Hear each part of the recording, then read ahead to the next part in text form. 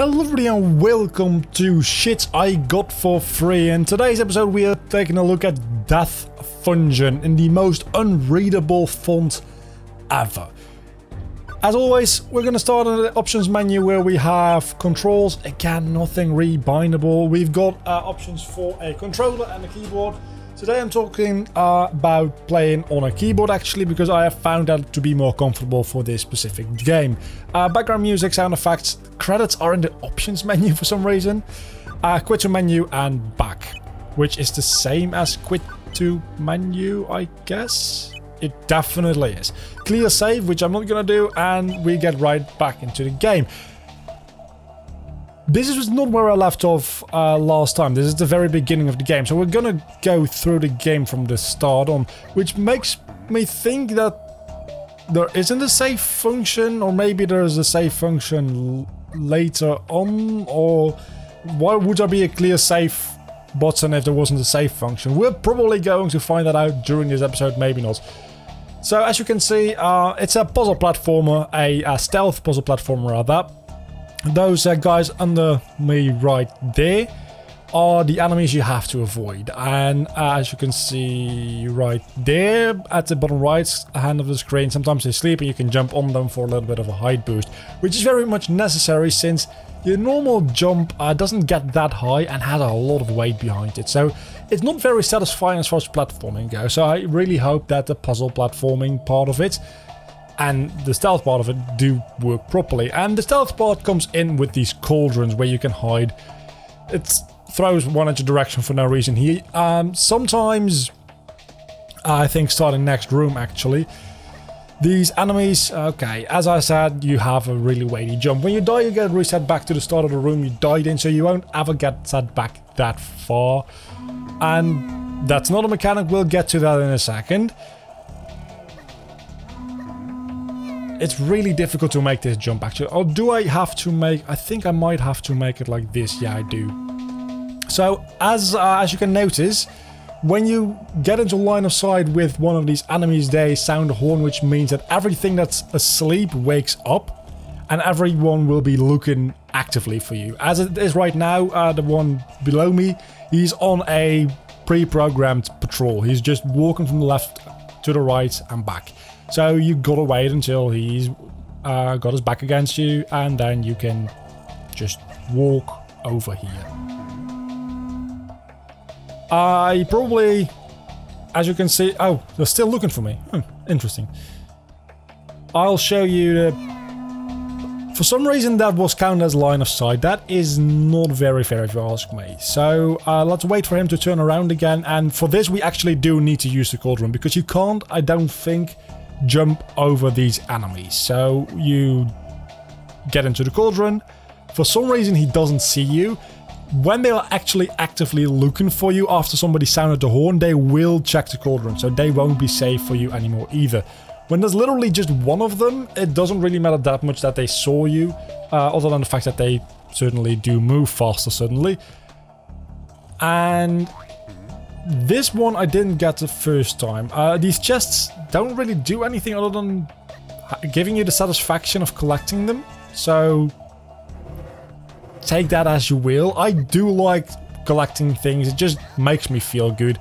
And you do have a wall jump. It doesn't really come into play that much, but sometimes it's fun to do a jump that way. This is where we see two different routes. I can either go the bottom route, and I'll have to probably wake up this man to make this jump, and then I have to do some wall jumping over to the left hand side, or I can try to avoid some of the guards walking around, which is just a lot easier. It might seem a lot more difficult, but it's a lot easier to do. So I'm going to first try to do the bottom route, and if I don't make it there, I'll do the top route. Okay, you can jump over that. Can you make this jump? You definitely can. Your mid-air movement is actually surprisingly good for how weighty your jump is. That was my mistake though. Apparently you can just walk through or past a sleeping enemy, so that's good to know. I did not know that before. Okay, so this wall jumping is a little bit iffy, and that is mostly because, again, the weight of your jump is, in my opinion, way too goddamn high. And you don't jump as much as you... Well, I suppose, technically speaking, it is an upward movement, which then comes down toward the ground again due to gravity. So yes, it is a jump, but it doesn't feel like a jump you would find in most platforming games. Okay, so now I've got a bit of a problem. They also start using ladders after the horn is used. So really, after the horn is used, you probably won't be able to get to the exit of the room anymore, and you might as well just die and try again. As far as I know, this game isn't too long, and I don't think there's any major mechanics left other than the ones I've shown you so far. You see the metal blocks, when you drop them down, they make a sound which aggravates the guards, and they look around for you a little bit, but nothing special really. It doesn't make them use the horns or anything, so it's not too bad. The game does get more difficult starting right about now though. I got like 20 minutes into the game, a little bit slower pace than I am doing right now because I've already played this, of course. But I think this game doesn't have a lot of content to offer, and as far as mechanics and features go, if it doesn't expand on what it is showing you now, and I don't think it does, it's really better that it doesn't have a lot going for it. This is a really annoying level or room or whatever you want to call it, because you'll almost always be seen by either one or the other. I haven't been able to do this room, and I've tried a fair couple of times now, without being seen by either one or the other. I got seen really early here, which makes it a little bit more difficult for me to get this right, but I think I'll manage. They can look down. They won't see me. He does see me here. So he climbs down. That is my opportunity to jump over him, get onto the ladder, and get the hell out of this place. So there is a little bit of strategizing. As I said, it's a stealthy puzzle platforming game, and I actually quite like it. I think I'll be able to complete this fairly quickly, if it is as short as I think it is. I can't make that jump, so this is a little bit dangerous to do. The thing with wall jumps in a lot of video games is sometimes you have to switch directions when touching the wall, sometimes you don't, sometimes you have to switch directions when releasing from the wall. The wall jumps in this game, and the jumping in general, isn't that responsive, and for a puzzle platformer, having the jumping not work 100% is a real death sentence. I'll be honest with you about that.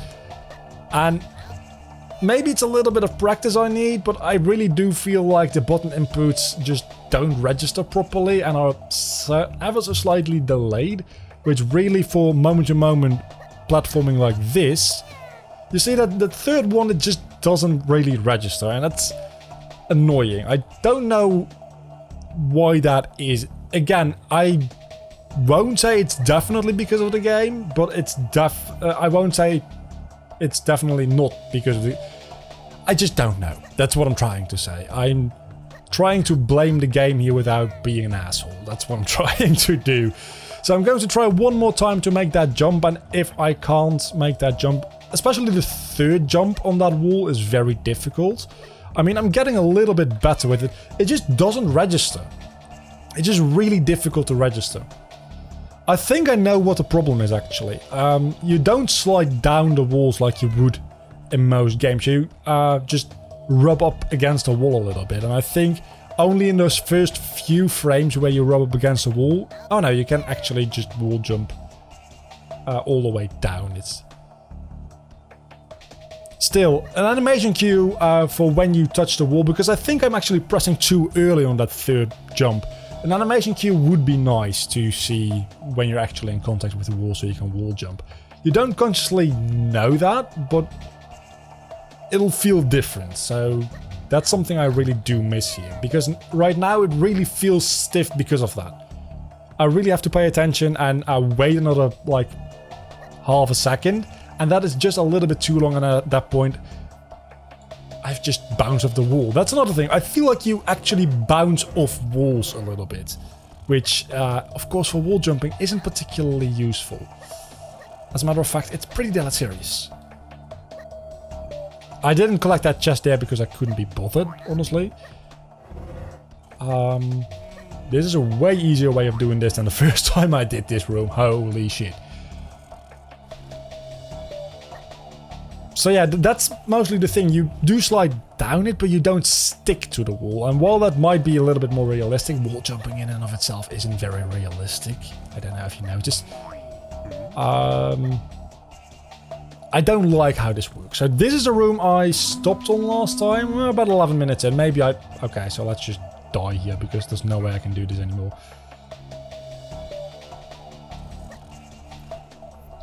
This gets some real timing issues here because... And with issues I mean it's actually getting difficult, not that it's bad. You have to make a lot of sounds when I'm recording it, apparently. Wait a second, I can't make that. Why are the spikes there? I think it might just be a strong wind. Okay, I'm fucked, I'm very fucked. I was distracted by literally the wind. Either that or it was a roommate slamming doors all over the place. But it would be really loud and like 4 times in a row, so I think it's the wind. Anyway, I think I might need this guy to make that jump. No, I can just definitely make that jump the normal way.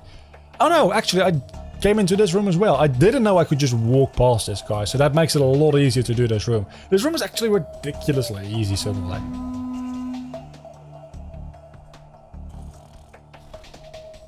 And here you just jump down and don't hit the spikes. It's literally that easy. But you also gotta make sure that neither of those guys see you when you jump down. So they both turn around, you jump down.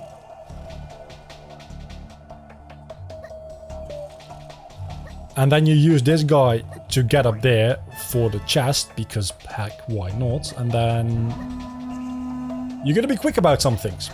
It's a puzzle platformer, but it's not a puzzle game. You gotta be quick about some things. There's still a platforming element to this. As I said, mid-air movement really allows you to do things like that. I think by design you're supposed to go to the right-hand wall there. Maybe this is something the developers didn't see. Maybe it's something they did see and they just wanted you to have the option to do. Again, you have to use a cauldron here. We're about like 13 minutes into this episode now and I get out of here. And I'm really already starting to get a little bit bored of these mechanics. I mean, as you can see, the puzzles are getting a little bit more complex, which is very welcome. Because the mechanics in and of themselves get old fairly quickly since they're fairly easy. And as you could see, I've played the game from the beginning onward in this video. There wasn't really any tutorial. There were a couple of button prompts and that's it. The rest of it is just for you to figure out. And I do like that in a game, especially if a game is... Especially if the game is as simple as this. I don't really want long tutorials. It's just... Throw me into the gameplay, you know? And God, please turn around because I want to throw that thing.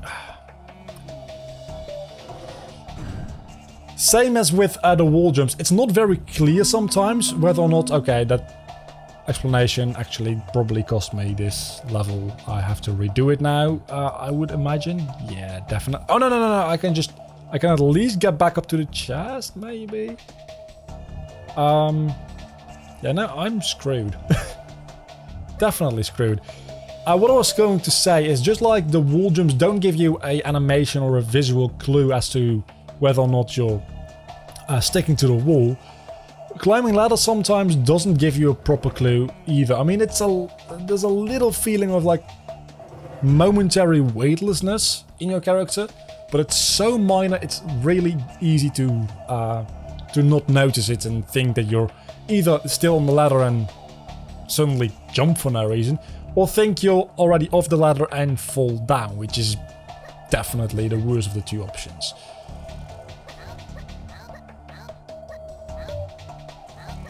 So this is a bit of an interesting jump. Actually difficult to make, I'm not gonna lie. This is the first time I think we get a split path, other than the very first room. And it's not a split path, it just leads to a chest. Okay, so now I probably screwed myself very badly as well. Chests, actually, I probably should point out, if I go back up now, which I will do for demonstration purposes. Chests stay open after you die. Which kind of goes against... Can you see me on this distance? That is the question. If he doesn't turn around, he can't. Just in time. So it kind of defeats the purpose of having to get the chest and then also escape the room. Which is a little bit... I don't like that. The whole thing about puzzle games is you have to figure out how to do things. And you get a little bit too much wiggling room here. If you ask me. So please just... I mean, if you turn around, you're going to turn... Oh, he starts walking. He was stationary before, but due to the block dropping, he started walking. That's a very interesting mechanic. Okay, so I guess some mechanics do work in interesting ways. To go... Okay, that's definitely my fault for not paying any attention. So you only want to jump onto these when they're going down.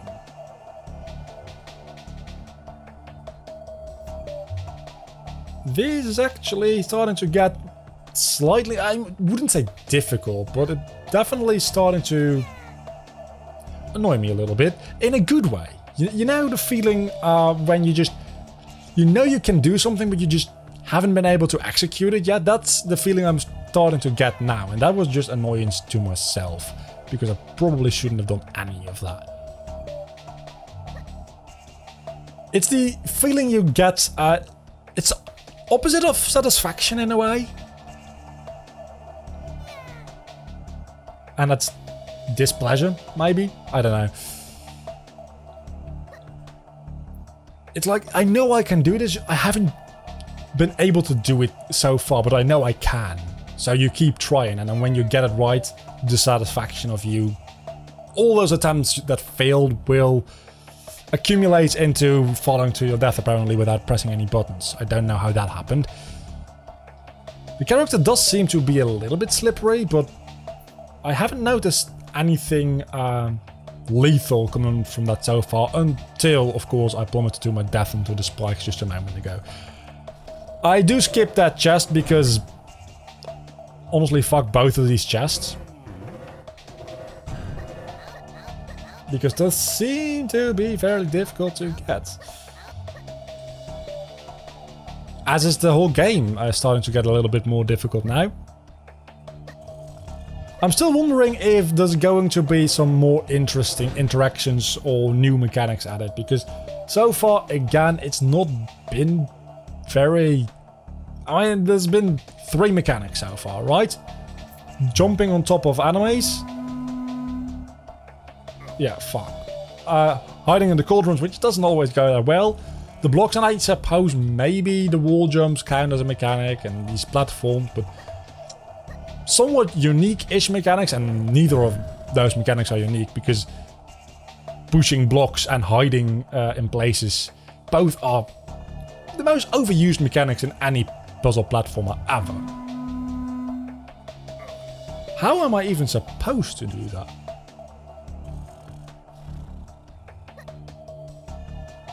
I legitimately do not understand. Okay, so the puzzles do get fairly difficult. Do I just have to wait for like a very, very long time until he turns around? But he doesn't walk, so how do I get past him? Does he turn around and then start walking suddenly? And then the other guy sees me as well when he turns around, so I need to pay attention to him as well. Okay, so this starts to be a little bit multitask heavy. Oh... I know what I'm supposed to do. Okay, hear me out here. I push this one down. That wakes up the one guy and makes the other one walk. If somebody is awake and they hear a sound, they start to walk. If somebody is asleep and they hear a sound, they wake up. It's like a tree of progression. It's not really a tree, it's more of a line. So I wake him up, I go back this way. The other guy is now walking, so I'll be able to sneak past him.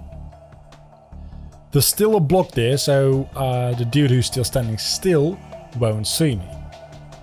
question is there anything that's going to happen to the guy that's walking already when I drop this block?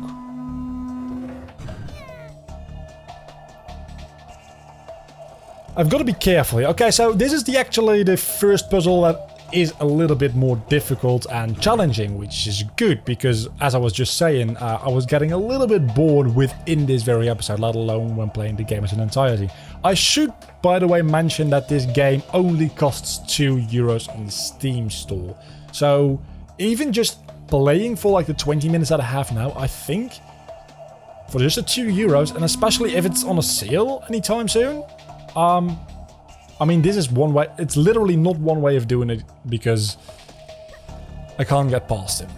There's literally just one way of doing this. I was gonna say that's another way of doing this, but just aggroing the people and then running for it. But I don't think that is possible. So just do this very, very slowly. Get in.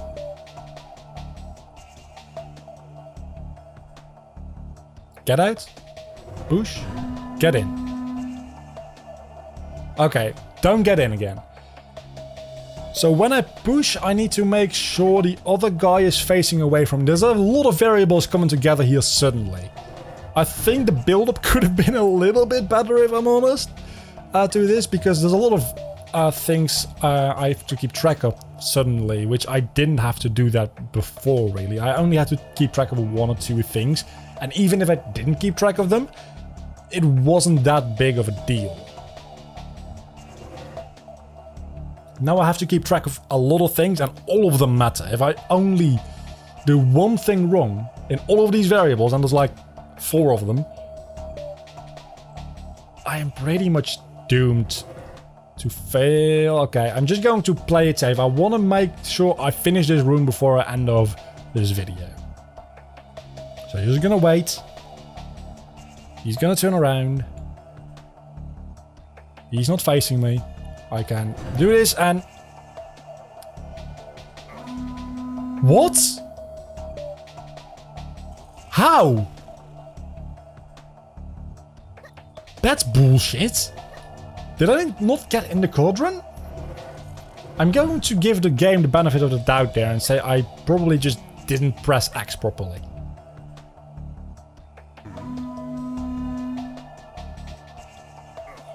Okay, and I also think that that block that's still there, right below me right now, should block the line of sight of the guy on the...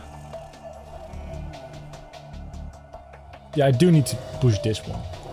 I was just thinking, maybe I can do it with just the bottom one, but I need the guy on the left to walk. So I might not be able to do this puzzle on this episode, especially since part of my brain is allocated to talking and commentary. Even though it is very gameplay focused, what I'm saying, still, it takes a little bit of brain power to do that. So I'm going to try and concentrate here for a little bit. So it's more like if-then statements, right? So if this guy is in the proper position, then watch the other guy. If he's in the proper position, then jump. It's just a sequence. It's not a lot of variables at the same time. I just gotta go through a sequence of variables where if they all line up, I do my thing. If they don't, well, I don't. It's that easy. Just like that. The only question being... how do I get to the exit? Because I have figured out how to make the guy on the left move by now.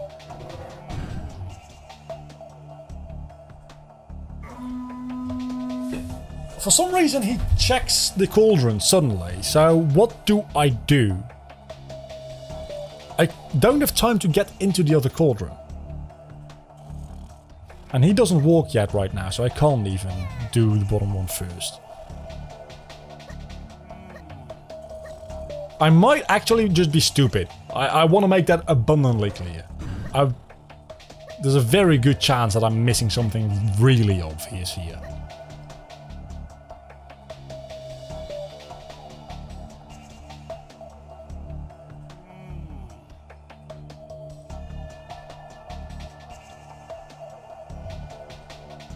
And he turned around, so I got to stick around a little bit more. So waiting is one thing, but this is a little bit ridiculous. I'm trying to figure out what is the best way of finding out whether or not I'm safe to walk. Looking at the right guy first or looking at the left guy first. And I think it really doesn't matter because it really ends up being the same situation anyway. I don't have to look at the left guy anymore now.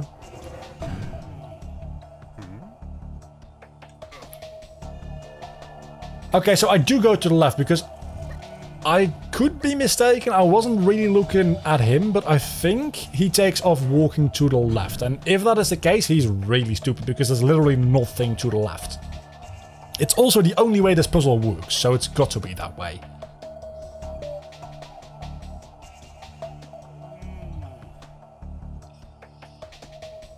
That was a little bit dangerous to do, I'll admit that. Or fun. Oh, maybe they start... Oh! He probably starts walking in the direction he is facing. So I've got to drop that thing down when he's facing away from me. Then he'll start walking to the left direction. I can get into his cauldron. Yeah, that's it. Now he will not check this cauldron, hopefully. I can get out, and that is that. Okay, thank you for watching this video. That was quite something, wasn't it? Until the next time, do not forget to leave a like and subscribe to my channel if you have enjoyed the video, which hopefully you have. As always, the link to this video is, I guess, in your URL thing above in your browser. I meant the link to this game on Steam is in the description below. €2 or your regional equivalent. Of course, it's kind of worth it to just play around a little bit, especially if you're into puzzle platformers, which, if they're good, I can enjoy them, and this one, I'll be honest, is somewhat decent. So, maybe pick it up in a Steam sale if it's like 50% off. It's just €1, and maybe if you sell some trading cards on Steam, you can get it for free, because getting €2 in Steam credit isn't that difficult, really. So, give it a chance. Bye.